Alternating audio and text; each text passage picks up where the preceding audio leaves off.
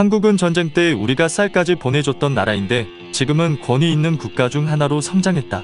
우리보다 못 살았던 나라를 보며 자존심을 상해하거나 단지 부러워한다면 우리는 바뀌지 않을 것이다.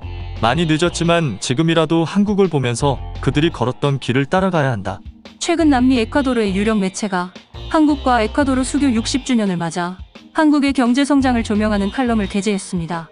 이 칼럼에서는 한국의 빠른 성장의 비결을 세세하게 분석하는 것으로 모자라 한국처럼 이것을 해결해야 자신들도 빈곤을 벗어날 수 있다고 강조했는데요. 현재 에콰도르는 어떠한 상황이며 그들이 강조한 한국의 이것은 무엇일까요? Fantastic Korea. 지난 30일 올해로 창간 101주년을 맞은 에콰도르 일간지 에루니베르소는 이날 칼럼니스트 리처드 살라자르 메디나가 쓴 한국과 에콰도르의 60년이라는 제목의 칼럼을 소개했습니다. 메디나 박사는 칼럼에 1962년 수교할 당시 두 나라의 출발선은 비슷했다며 그러나 현재의 모습에는 큰 차이가 있다고 적었습니다.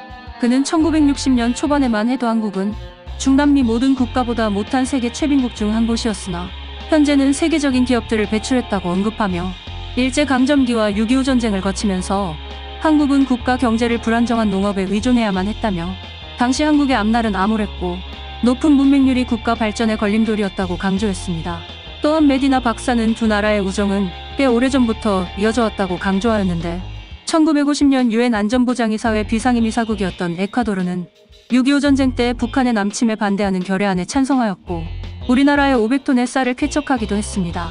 당시 에콰도르 또한 큰 지진을 겪은 지 얼마 지나지 않아 경제적 어려움을 겪던 시기로 자신들보다 힘들어하던 한국에 온정의 손길을 내민 것이었습니다.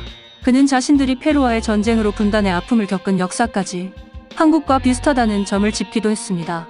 특히 자신들은 페루와 평화협정을 하여 전쟁의 위협에서 벗어난 것에 비해 한국은 여전히 휴전 상태로 전쟁 리스크를 떠안고 있지만 그럼에도 불구하고 한국은 경제협력개발기구에 권위 있는 국가 그룹의 일부로 자리매김했다고 강조했습니다. 그리고 이어서 그가 한국이 성장할 수 있었던 동력으로 지목한 것은 바로 한국의 교육열이었습니다. 한국은 광복 직후 언론계가 주도하여 문맹 퇴치운동을 할 정도로 높은 문맹률이 크게 문제시되던 시기를 겪기도 했었는데요. 당시 한국은 새로 출발해야 한다는 의지가 강했던 만큼 국어독본 책이나 역사책 등이 불티나게 팔려나갈 정도로 교육열은 하루가 다르게 높아져 갔었습니다. 전국적으로 농한기를 이용한 야학이나 공민학교의 개설이 대대적으로 이루어지면서 불과 3년 만인 1948년에 문맹의 절반에 가까운 수가 퇴치되는 성과를 가져오게 되었고 국민학교의 진학률도 90%에 달하는 수준이 됐었습니다. 하지만 얼마 뒤 한국은 한국전쟁을 겪으며 거의 모든 것이 불타고 무너지는 이전에 겪어보지 못한 최악의 시기를 맞이하게 되는데요. 이 시기부터 교육은 전쟁 이전의 교육과는 사뭇 다른 의미와 형태를 띠기 시작합니다.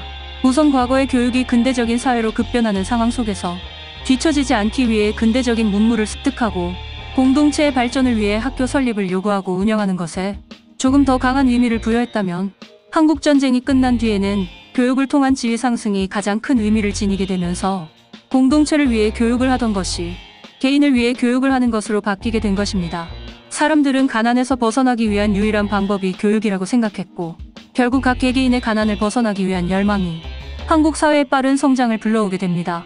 에콰도르에서 한국의 교육열에 주목하는 이유는 에콰도르는 본래 석유라는 풍부한 천연자원을 갖고 있지만 저성장의 굴레를 벗어나지 못하고 있는데 이 같은 원인을 교육 문제에서 찾아야 한다는 것입니다. 이 기사를 접한 에콰도르 국민들은 우리나라는 경제가 안 좋을 때 국민들이 교육을 받는 대신 갱이 되는 것을 선택했다. 그래서 치안이 안 좋은 것이다.